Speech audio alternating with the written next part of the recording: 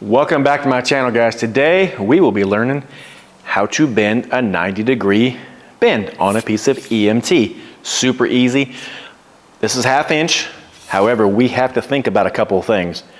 One, what is the take-up on a 1/2 inch bender? Where do we need to start our bend at? Are we using the star? Are we using the arrow? Lots to discuss here, so let's get right into it. Typically when we bend a 90 degrees, we're obviously going to go into a box or around a corner or up the wall or down the wall or something like that nature. Now, these are really easy to bend. A couple things you're going to need: tape measure, you're going to need a level, obviously a bender, and you're going to have to understand what all of the stuff on the bender does. Now, there's many things on the bender we've discussed. Now, there are several different makers of the bender. There is the Racketeer's bender, there's the Klein bender, there's the Ideal bender, Greenlee, Guard to Bender. There's probably some I'm not even saying. But regardless, Milwaukee. The ones that I use the most, especially in my setting here, are the Ideal and the Klein. Now, in my setting right now when I'm teaching, I exclusively use the Klein. That's what was here when I got here, and I just keep on rolling with it. We need to understand, first of all, if we're using 1/2 inch, which that's what we're going to be doing today, what is the take-up on a 1/2 inch piece of pipe? Well, it tells you right on the bender. If you remember from our bender series, when we first started with this, we talked about a lot of things on that bender. Now, let's look again just to remember, just to familiarize ourselves with what I'm talking about. This is a 1/2 inch EMT bender, as you can see right on it.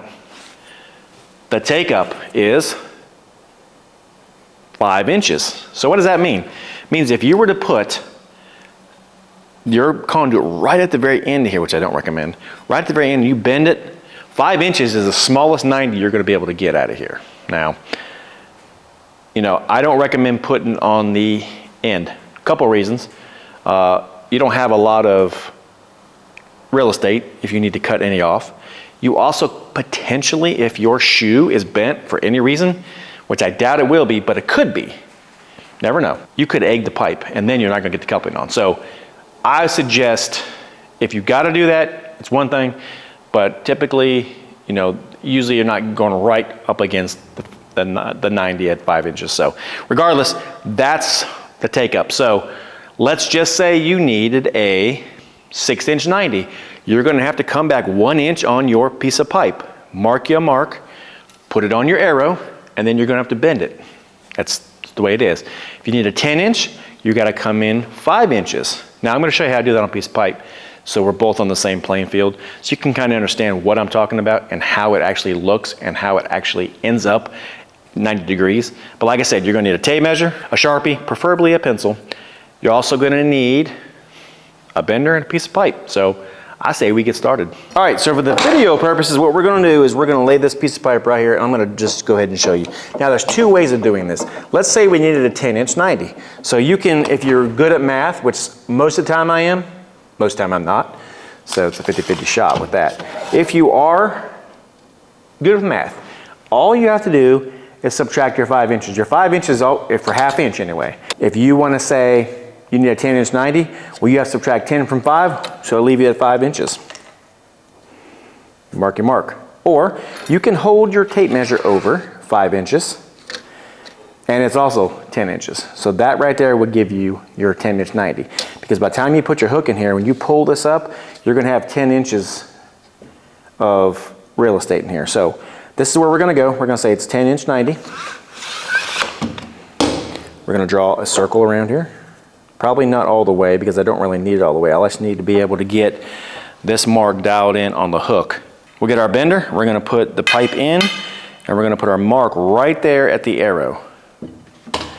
That's what we're going to do. We're going to put it on the floor, we're going to put our level on it, and we're going to bend it up, and we're going to bring it back up here, and we're going to see if it indeed is 90 degrees. Now, we also need to put a level on the floor to make sure that the floor is level, because some floors, if you're ever in a shop area or whatever, sometimes they're tilted a little bit. So if water gets in here and there's a drain, you may have that problem where, you're going uphill, downhill, whatever, but if you're going sideways, technically it'll be level. So we're going to go down here, we're going to put the level on the floor, make sure it's level. Then we're gonna put it on the pipe. After we bend it, we're gonna see if we are true 90.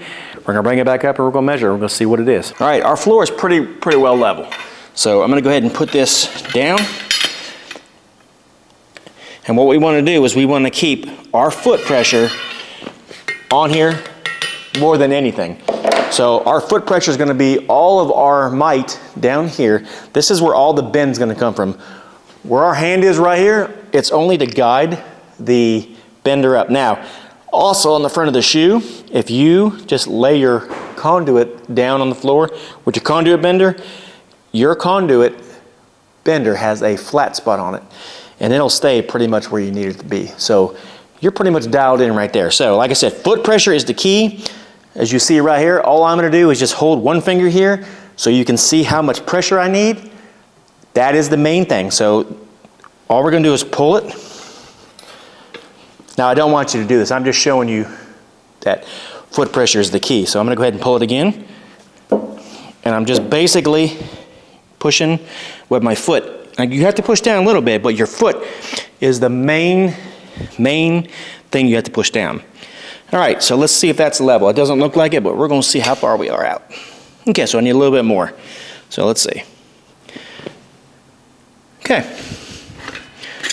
that's pretty level. So we'll take it up on the table and we'll measure it and we'll see if it is indeed 10 inches. All right, so let's see if we are 10 inches. We're gonna go ahead and level this with the table. See if this table is square. Should be pretty close. So let's pull it back here so we can pull the tape measure up on it. Should be really close.